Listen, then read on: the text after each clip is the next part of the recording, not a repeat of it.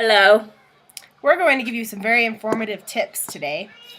So first, if you're worried about getting dirty, you can always wear gloves.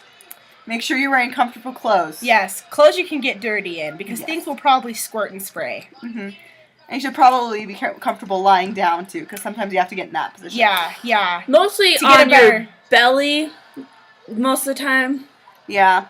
Depends on the angle you're going for. Mm-hmm. Right, yeah. But basically, you just stick your fingers right in there and feel around.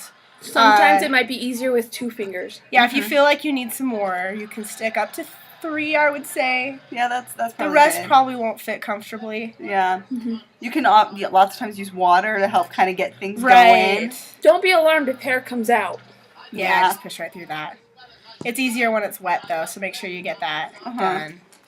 Sometimes it requires some, vigorous movement. Right. That helps. Our hand action. Ooh.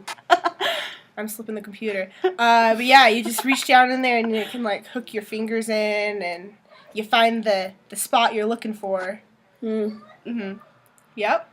And, I think that's it. You got everything else? I think that's good. It. That's how you clean a drain! Hello, Sarah.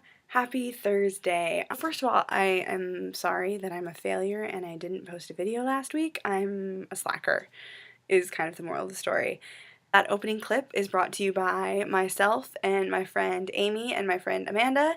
They are awesome. Links to their Tumblrs in the doobly-doo if you are interested in more mature, sophisticated, witty humor, because that's how we are. What you were talking about with originality, because I tend to agree with you where there's very little that is honest to goodness original, because everything is just kind of this interwoven mixture of everything else. I was taking a theory class earlier this semester, and my professor referred to it as intertextuality, where each text is just references and inspiration from other texts, and it all just kind of builds on each other. Originality is kind of overrated. I mean, I don't want to say you shouldn't copy people's work ever. That's called plagiarism, and that's bad. But at the same time, you need to be inspired from places. And I remember I would think about stories in my head and be like, oh, I should write this novel and it should be about this, and then this happens, and then these people are the enemy, but then plot twist, and then the more I thought about it, the more I'm like, oh, that is basically XYZ movie or XYZ book. But the thing of it is, I think originality is more basis of how can you make this fit for who you are. And I think that's more what originality is it's asking that question and then tweaking that perspective and then building on it, and that's more of originality. Story time. So I was talking with one of my friends one day, and we were talking about different shows and different musicals and all kinds of stuff like that, and he said to me, I can't stand West Side Story. And I was like, everyone's allowed to have an opinion, because you are. Everybody's allowed to have likes and dislikes. And I was like, I'm just really curious. Why don't you like it? And he said, well, it's kind of Romeo and Juliet, but it's not really. So you can kind of see what they were going with, but not really. And I thought that was really interesting because, yes, West Side Story did kind of start as that reinterpretation of Romeo and Juliet, but he was right. There were lots of things that were kind of tweaked and kind of changed that made it so it wasn't an exact parallel of Romeo and Juliet.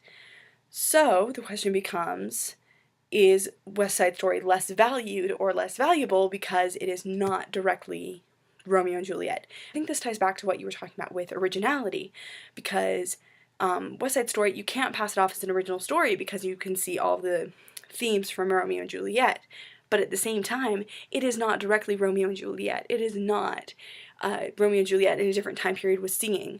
It's different. There are different flavors and slightly different emphases. Emphases.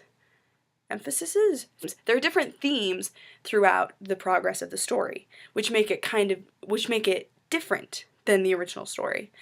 And I think that's something we really have to keep in mind when we're critiquing other people's stories, or when we're taking into account whether or not we like a story.